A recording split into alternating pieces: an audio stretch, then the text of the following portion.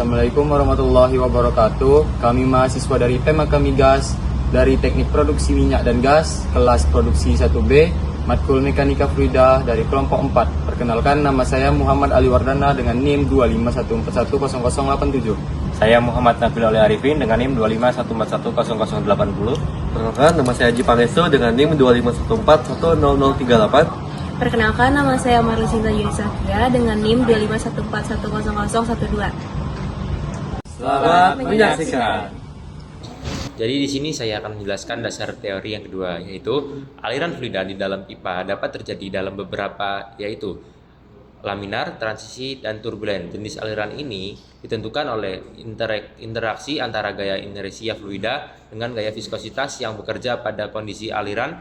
Laminar partikel-partikel fluida bergerak secara teratur dalam lapisan sejajar streamline tanpa adanya pencampuran antar lapisan, sehingga aliran tampak stabil. Sebaliknya, pada aliran turbulen, partikel fluida bergerak acak dan tidak teratur, sehingga aliran menjadi kacau dengan adanya pusaran.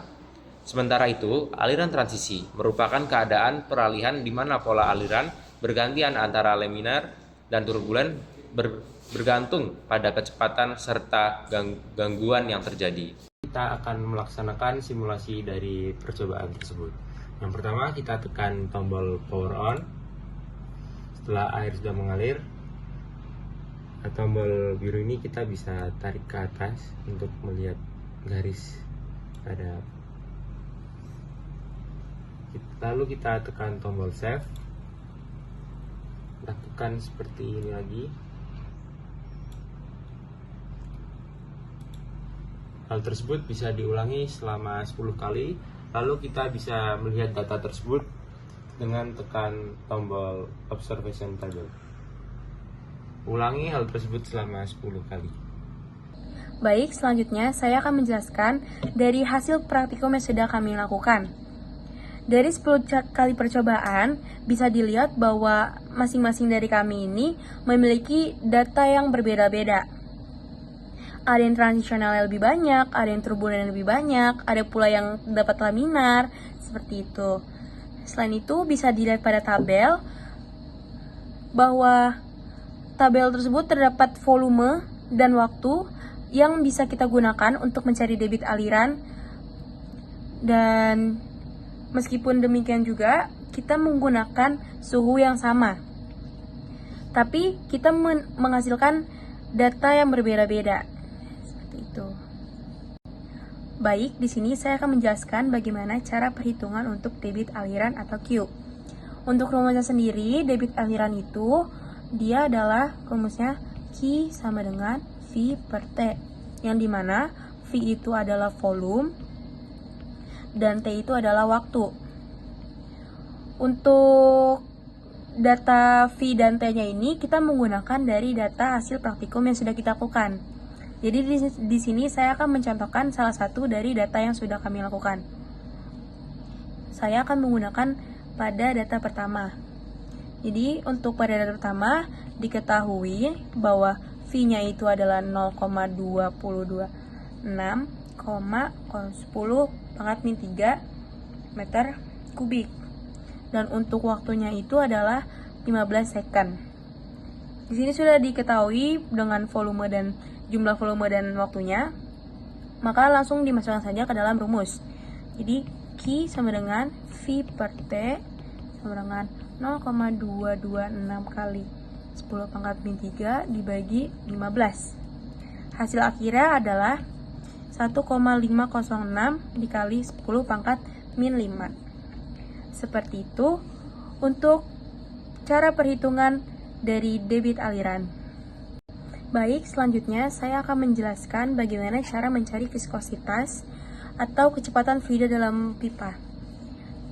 Viskositas rumusnya adalah mu sama dengan Q per P dikali D kuadrat per 4. Bisa dilihat sendiri bahwa Q-nya ini adalah debit aliran yang sudah kita cari sebelumnya, dan D-nya ini memiliki nilai konstan yaitu 0,01.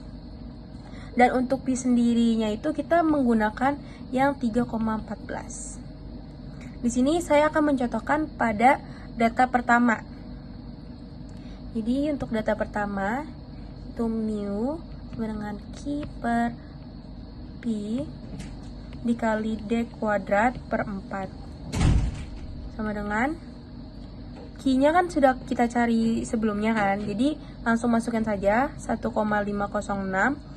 dikali 10 pangkat min 5 dibagi 3,14 dikali 0,01 pangkat 2 per 4. Dan hasil akhirnya adalah 0,191 meter per second.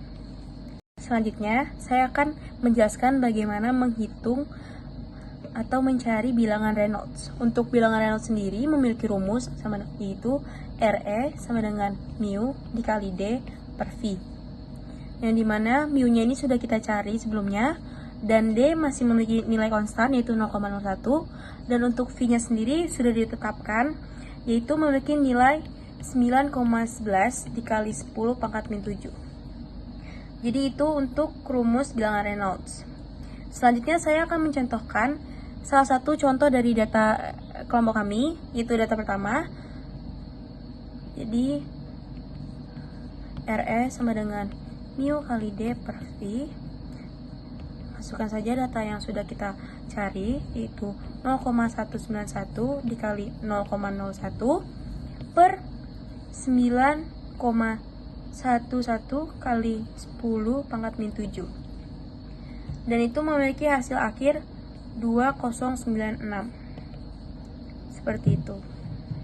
Oke, jadi di sini saya akan menjelaskan bagaimana data ini dapat dihasilkan dan dari mana asal dari V ini.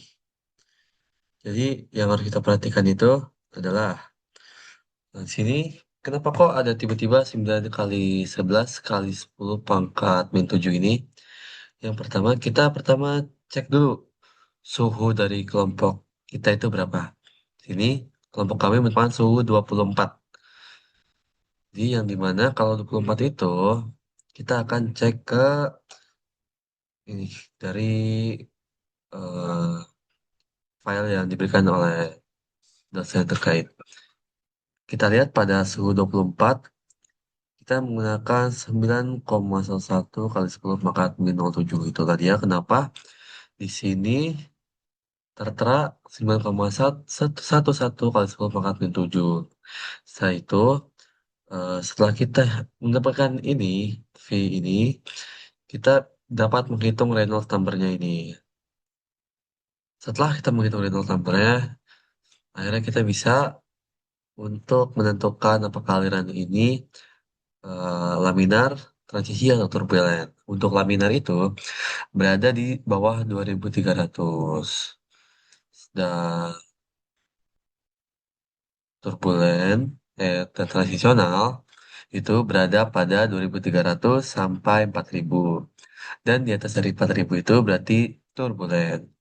Tapi sini ada transisional di 2100. Ini kayaknya Excel menggunakan di bawah range 2000 itu berarti laminar dan 2000 sampai 4000 itu adalah transisi.